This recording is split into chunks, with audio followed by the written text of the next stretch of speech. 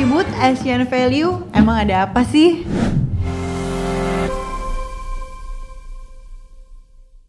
Asian Value lagi viral banget nih, jadi bahan pembicaraan di jagat media sosial. Mulai dari netizen sampai elit politik, tiba-tiba rame menggunakan istilah ini. Jadi di media sosial lagi rame banget yang menyebut atau menyangkut pautkan, bahkan cocok logi.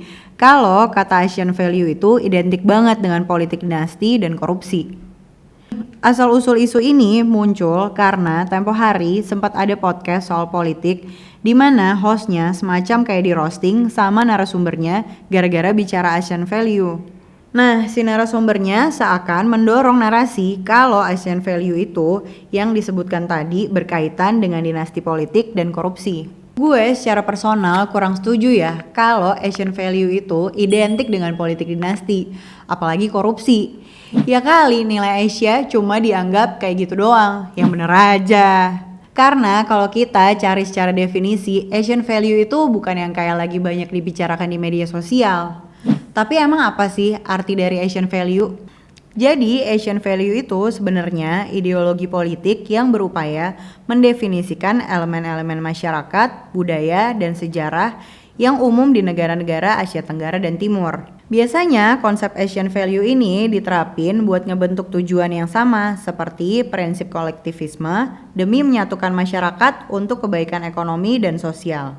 Asian Value sendiri dibawa oleh negara-negara seperti China, Malaysia, Singapura, hingga Indonesia sebagai alternatif dari ideologi barat. Sekarang ini kalau ngomongin Asian Value itu biasanya berkutat dengan kedisiplinan, kerja keras, pencapaian akademik, penghematan, menghormati otoritas, serta keseimbangan kebutuhan individu dan masyarakat. Asian Value ini sebenarnya muncul karena satu alasan yang simpel.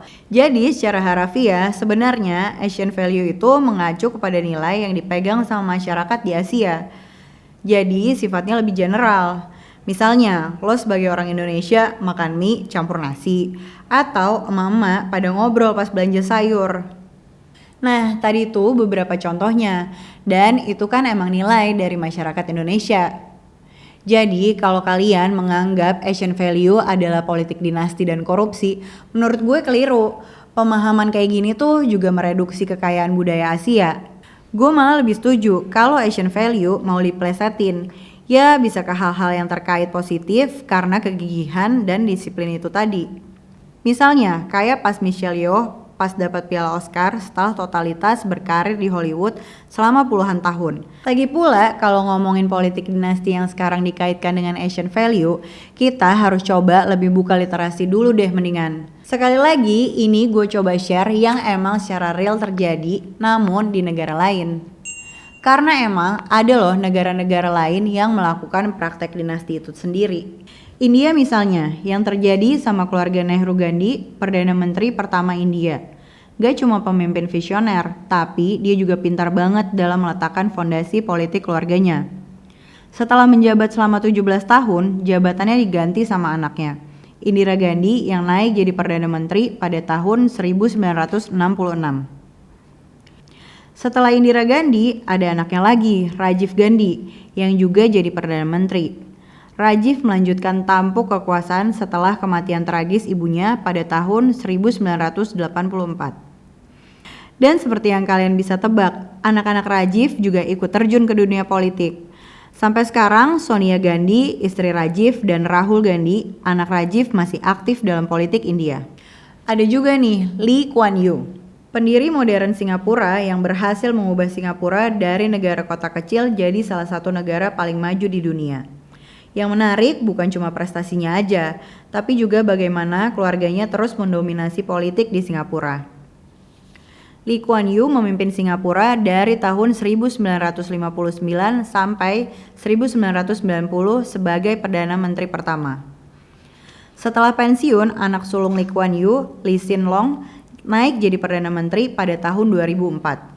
Lee Hsien Loong gak cuma meneruskan kepemimpinan ayahnya, tapi juga membawa Singapura ke level yang lebih tinggi lagi dalam hal kemajuan ekonomi dan stabilitas politik. Nah, gue udah jelasin nih secara gamblang soal Asian Value dan negara yang bisa dibilang ada dinasti di dalamnya. Mulai dari pengertian sampai contohnya juga.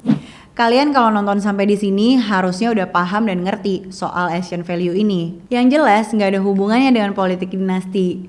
Nah, selain politik dinasti, Asian value ini jadi membakar lagi suhu politik Pilpres 2024 yang sebenarnya kemarin udah lewat dan adem ayem. And somehow tensinya jadi panas lagi cuy. Gini ya, kita semua udah paham betul kan kalau pemilihan presiden itu udah kelar beberapa bulan yang lalu. Dan mungkin kita semua masih ingat gimana panasnya suhu politik saat itu. Kita mau fokus untuk melanjutkan hidup. Dan presiden wakil presiden terpilih juga udah siap-siap mau bekerja supaya Indonesia Emas 2045 bisa tercapai.